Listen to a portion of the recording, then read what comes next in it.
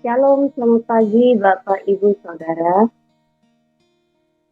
Senang berjumpa lagi di audisi kita pagi hari ini. Sebelum kita akan sama-sama merenungkan firman Tuhan, mari Bapak Ibu kita berdoa bersama-sama. Bapak, terima kasih, sungguh kami bersyukur Tuhan buat kasih setiamu. Kami bersyukur buat anugerah-Mu yang Kau nyatakan dalam hidup kami. Pagi ini kami boleh bangun Tuhan, kami bangun dengan kekuatan baru, tubuh yang sehat, tubuh yang segar, semua hanya oleh karena anugerah. Hari ini Tuhan, kami juga akan bersama-sama merenungkan firman-Mu Tuhan. Berbicaralah buat setiap kami, biarlah kami anak-anak-Mu terus Tuhan berjalan terus dipimpin oleh Roh-Mu, dan kami percaya bahwa semua karena kasih-Mu kepada setiap kami. Terima kasih Bapa, di dalam nama Tuhan Yesus kami berdoa. Amin. Ya, pagi ini judul ODP saya adalah Kasih Tuhan Melampaui Kasih Seorang Ibu. Firman Tuhan di dalam Yesaya pasal 49 ayat yang ke-15 dan ke-16, ayat 15 dulu. Dapatkah seorang perempuan melupakan bayinya sehingga ia tidak menyayangi anak dari kandungannya, sekalipun dia melupakan aku? Sekalipun dia melupakannya, aku tidak akan melupakan engkau.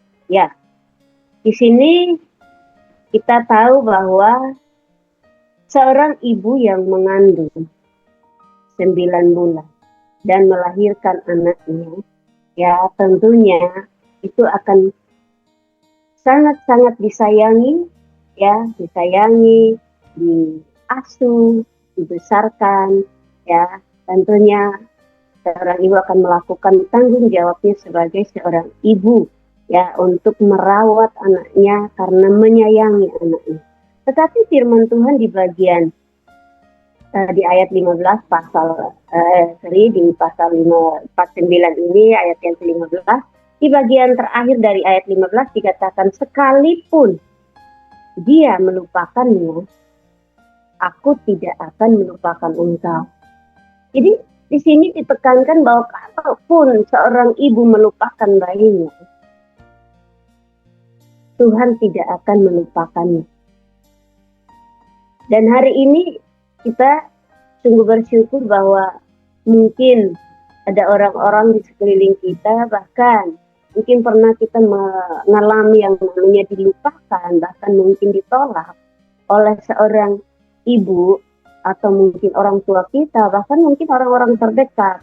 Di sini firman Tuhan tegaskan bahwa sekalipun dia melupakan kamu, ya, dia melupakan kita, Tuhan tidak akan melupakan setiap kita. Dan ayatnya yang ke-16 dikatakan, lihat, aku telah melukiskan engkau di telapak tanganku, tembok-tembokmu tetap di ruang mataku. Ya, Tuhan melukiskan kita di telapak tangannya. Kita selalu ya ada di telapak tangan Tuhan karena kita sudah dilukiskan di dalam telapak tangan Tuhan. Ya, kita percaya bahwa itu adalah tanda bahwa kita ini adalah milik Allah. Kita ini milik Allah yang akan selalu ada di telapak tangannya. Kita di genggamannya Tuhan yang tidak akan ada yang bisa merebut kita dari tangannya. Tidak akan ada yang bisa mengambil kita, mencuri kita, merampas kita dari tangan Allah. Karena kita di genggaman Allah. Betapa ya disayanginya kita ini oleh Allah. Kita percaya bahwa kasih Allah sungguh melampaui kasih seorang ibu, kasih manusia, kasih dari orang tua, kasih dari orang-orang terdekat kita, ya. Sekalipun mungkin dibilang aku mengasihi kamu, ya, sangat mengasihi kamu, ya, tetapi kasihnya tetap terbatas.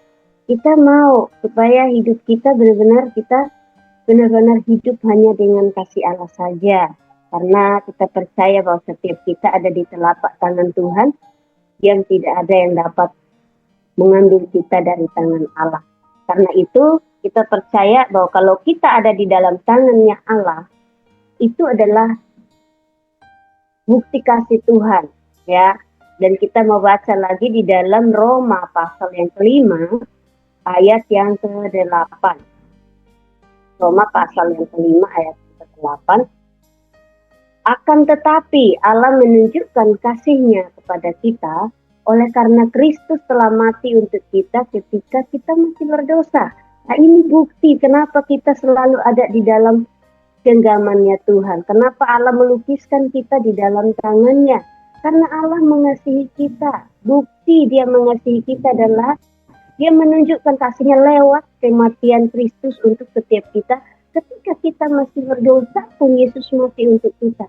Nah, ini yang kita mesti, ya, hari demi hari, ya, kita terus menyadari kasih Tuhan yang nyata buat kita, ya, tiap hari. Apa yang kita lakukan, mungkin kadang-kadang kita masih melakukan kesalahan, ya, kecil-kecilan dosa itu, tetapi kasih Allah sudah dinyatakan buat kita lewat pengorbanan Yesus. Ketika kita masih berdosa pun Dia mati untuk kita, karena kita ini adalah miliknya, sehingga Dia mau datang ke dalam dunia untuk mengambil kita kembali, ya, untuk, ya, mengingatkan kita bahwa kita ini ada di dalam telapak tangannya.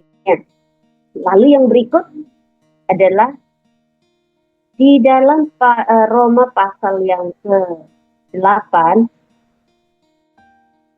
ayat yang ke-38 sampai 39. Sebab aku yakin bahwa baik maut maupun hidup, baik malaikat-malaikat maupun pemerintah-pemerintah, baik yang ada sekarang maupun yang akan datang, atau kuasa-kuasa baik yang di atas maupun yang di bawah, ataupun sesuatu makhluk lain, tidak akan dapat memisahkan kita dari kasih Allah yang ada dalam Kristus Yesus Tuhan kita, ya. Baik maut maupun hidup, ya, tidak ada yang bisa memisahkan kita dari kasih Tuhan, maupun pemerintah-pemerintah, malaikat-malaikat, ya, baik dibilang yang ada sekarang maupun yang akan datang, kuasa-kuasa baik di atas maupun di bawah, ya, bahkan makhluk lain, dibilang sesuatu makhluk lain, ya, tidak ada yang akan memisahkan kita dari kasih Allah, ya. Kenapa tidak bisa dipisahkan yang tadi? Kita ada di telapak tangan Tuhan, kita selalu digenggam dan tidak ada yang bisa mencuri, merampas, ya, merebut kita dari tangan Allah. Ya, begitu amannya kita ketika kita ada di dalam tangan Tuhan. Karena itu kita percaya bahwa dimanapun kita ada, kemana kita pergi, kita selalu ada di dalam genggamannya Tuhan, ya. Kita selalu di telapak tangannya. Ketika Dia membuka telapak tangannya, Dia melihat kita, ya. Dia melihat bahwa Dia melukiskan setiap kita di dalam tangannya yang akan selalu digenggam, dan sudah dibuktikan bahwa Dia sangat mengasihi kita sampai Yesus harus mati buat setiap kita. Amin. Ya, kita bersyukur bahwa sekalipun, ya, orang-orang tadi bilang, sekalipun seorang ibu meninggalkan, melupakan bayi, ya, tetapi Tuhan tetap menggenggam setiap hidup kita, menggenggam diri kita, karena kita ada di telapak tangannya, karena kasih-Nya kepada kita. Amin. Ya, sampai di sini, Bapak Ibu, mari kita berdoa. Bapak, terima kasih, kami bersyukur buat firman-Mu pagi hari ini. Kami tahu bahwa firman-Mu singkat bagi kami, Tuhan. Tapi sungguh sangat-sangat kami menyadari betapa berharganya kami di mata-Mu, Tuhan. Kami adalah milik-Mu. Engkau sudah melukiskan kami di dalam telapak tangan-Mu. Engkau sudah menggenggam hidup kami dan tidak ada yang bisa merebut kami dari tangan-Mu. Baik maut maupun hidup, baik malaikat-malaikat, pemerintah-pemerintah, bahkan sesuatu makhluk lain. Tidak ada yang bisa memisahkan kami dari kasih-Mu, Tuhan. Kami selalu ada di dalam tangan-Mu. Engkau yang sudah menyatakan kasih-Mu, menunjukkan kasih-Mu lewat pengorbanan Yesus, yang menjadikan kami hari ini adalah milik-Mu Tuhan. Dan tidak ada satupun Tuhan, kasih manusia, kami tahu itu terbatas.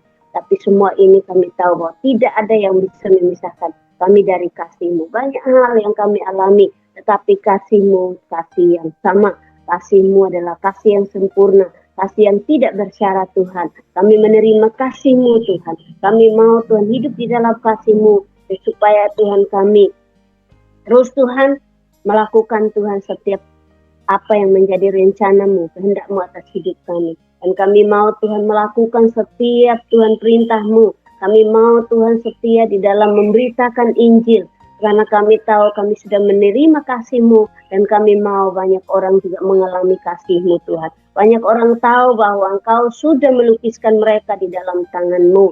Dan tidak ada yang bisa merebut mereka dari kasih-Mu Tuhan. Terima kasih Bapa. Biarlah lewat hidup kami terus menjadi terang, membawa jiwa-jiwa, membawa Tuhan orang-orang yang tertolak datang kepadamu untuk mengalami kasih-Mu, untuk mereka tahu bahwa sungguh tidak ada yang bisa membuang atau menjauhkan mereka, tidak ada yang bisa memisahkan mereka dari kasih-Mu. Terima kasih Bapa, di dalam nama Tuhan Yesus kami berdoa. Amin.